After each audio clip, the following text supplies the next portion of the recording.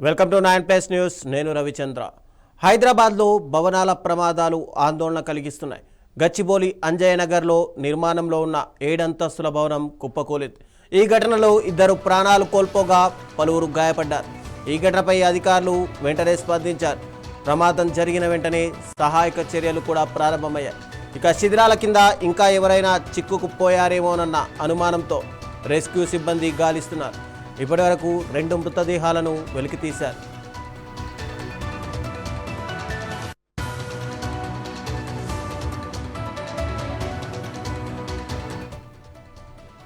కూలిన భవనం 50 గజాల స్థలంలో నాలాను ఆక్రమించి అక్రమంగా నిర్మించారని అధికారులు గుర్తించారు. ఇక సైబరాబాద్ మున్సిపల్ కార్పొరేషన్ పరిధిలోని మాదాపూర్ సర్కిల్ 50కి చెందిన town planning building officer U Santosh కుమార్ను సస్పెండ్ చేశారు. Hyderabad municipal corporation commissioner Srijana ఆదేశాల మేరకు ఈ చర్యలు తీసుకున్నారు. ఇక భవన యజమానులు ఫర్హీన్, సిద్దిక్, సాజిద్లపై పోలీసులు కేసు నమోదు చేశారు. భవనం కూలిపోయిన తర్వాత యజమాని సాజిద్ ఫోన్ స్విచ్ ఆఫ్ చేసి పరారీలో ఉన్నాడు.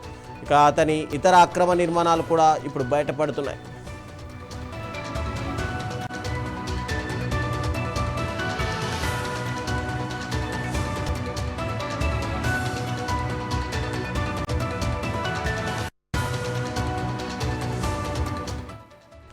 కూలిన భవనం పక్కనే ఉన్న మరో అపార్ట్మెంట్ కూడా దెబ్బతినడంతో అధికారులు దాన్ని కూడా కూల్చేయాలని నిర్ణయించారు. ఇక అందులోని వారిని ఇప్పటికే ఖాళీ చేయించారు. ఆ పక్కనే 60 గజాల్లో మరో 7 అంతస్తుల భవనం కూడా ఉంది. దానిపైన కూడా అధికారులు చర్యలకు సిద్ధమవుతున్నారు. ఇక సైబరాబాద్ మున్సిపల్ కార్పొరేషన్ పరిధిలోని అన్ని అక్రమ నిర్మాణాలపై తనిఖీలు చేపట్టాలని కమిషనర్ శ్రీజన ఆదేశించారు. ఈ తనిఖీల అనంతరం కఠిన చర్యలు ఉంటాయని అధికారులు చెబుతున్నారు. ఇక ఇదే అంశానికి సంబంధించి మరింత సమాచారం మా ప్రతినిధి ప్రశాంత్ అందిస్తారు. ప్రశాంత్, చెప్పండి, ఏకంగా 7 అంతస్తుల భవనం కుప్పకూలిన ఘటనపైన ఇప్పటికీ అధికారులు పూర్తిగా కళ్ళు తెరిచినట్టుగా కనిపిస్తోంది. హైదరాబాద్ ట్విన్ సిటీస్ పరిధిలోని చాలా ప్రాంతాల్లో ఇలాంటి అక్రమ నిర్మాణాలు ఉంటే వాటిని కూడా చర్యలు తీసుకోవాలని చెప్పి కమిషనర్ ఆదేశాలు జారీ చేశారు. అయితే రాబోయే రోజుల్లో ఇది శుభ పరిణామంగా చెప్పుకోవచ్చా? ఎస్ రవిచంద్ర, మీరు చెప్పే వార్త ఇది శుభపరిణంగానే ఉంది.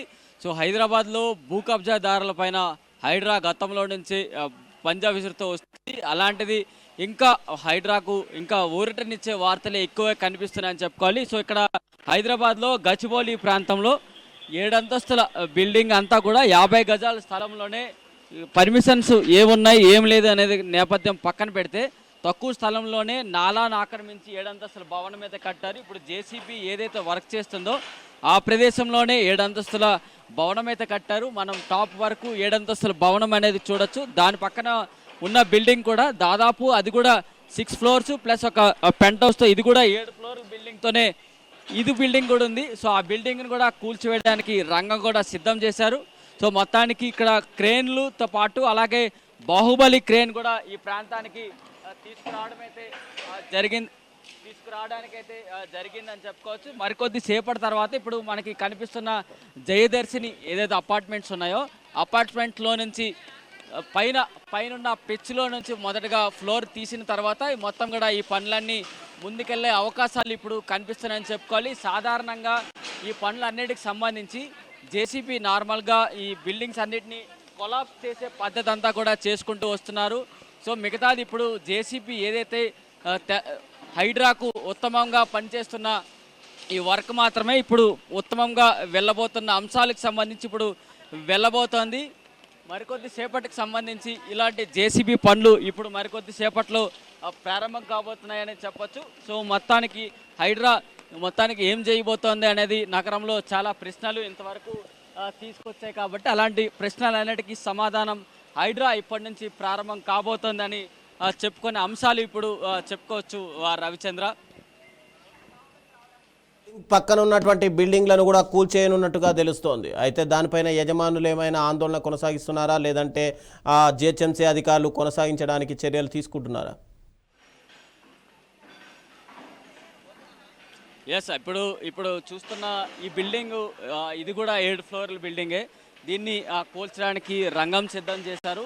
దీనికి కూల్చడానికి కూడా పర్మిషన్స్తో పాటు అక్కడ బిల్డింగ్ ఓనర్లతో అందరితో కూడా అధికారులు సంప్రదింపులు చేయడం అయితే జరిగింది. సో మొత్తం ఇప్పుడు జేసీబీ నార్మల్గా జేసీబీ అంతటి కూడా గ్రౌండ్ ఫ్లోర్ అంతటిని కూడా చదును చేస్తుంది. సో దాని పక్కన హెవీ వెహికల్ బాహుబలి క్రేన్ అనేది ఉంది. సో మొదట ఇక్కడ జయదర్శిని బిల్డింగ్ పైన ఉన్న పక్క బిల్డింగ్ తాలూకా రూఫ్ని మొదట తీసిన తర్వాత ఈ బిల్డింగ్కి మొదట టెస్టింగ్ అయితే చేస్తారు.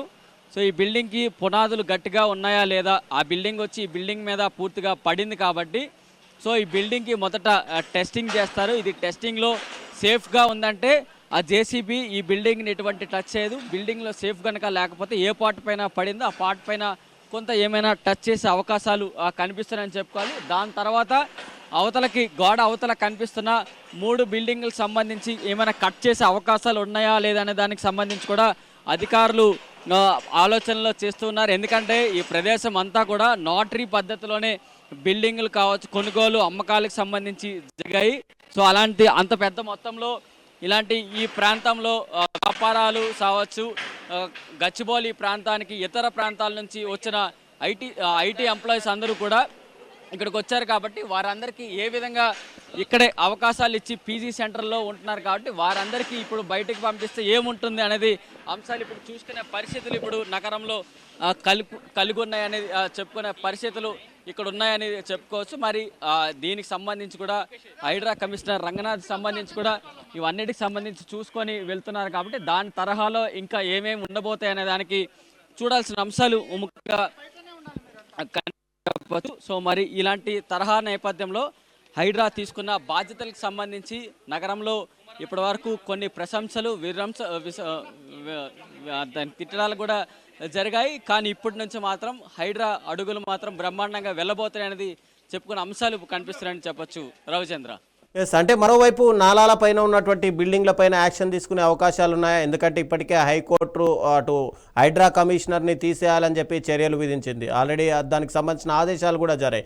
ఇప్పటికే హైడ్రా కమిషనర్గా రంగనాథే కొనసాగుతున్నారు. ఇప్పుడు నాలాల పైన ఒకవేళ పూర్తిగా నిర్మాణాలను తొలగిస్తే ఇది మరీ ఒక హైకోర్టుకు వెళ్ళే అవకాశాలు కనిపిస్తున్నాయి కదా.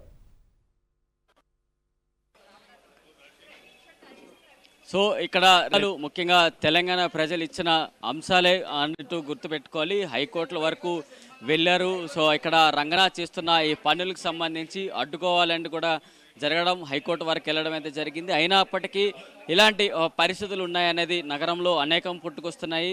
ఇప్పుడు ఉమ్మడి ఆంధ్రప్రదేశ్ కావచ్చు, దాని తర్వాత తెలంగాణ విభజన అయిన తర్వాత నుంచి హైదరాబాద్లోనే ముఖ్యంగా ఇటు కబ్జాదారు అధికంగా ఇటు నాలాలు అయితే కబ్జా చేసుకుంటూ వెళ్తూ ఆస్తులందరికీ సంబంధించి కావచ్చు, ఇటు ఏ విధంగా వర్షాలు కురుస్తున్నప్పుడు నాలాలు ఏ విధంగా కబ్జా అవుతూ వరద నీరు లేకుండా ఏ విధంగా జరుగుతున్నాయి అన్నిటికి సంబంధించి కూడా హైడ్రా బాధ్యతలు తీసుకుంటూ డ్రైనేజీ వ్యవస్థని క్లియర్ చేయడంలో కావచ్చు,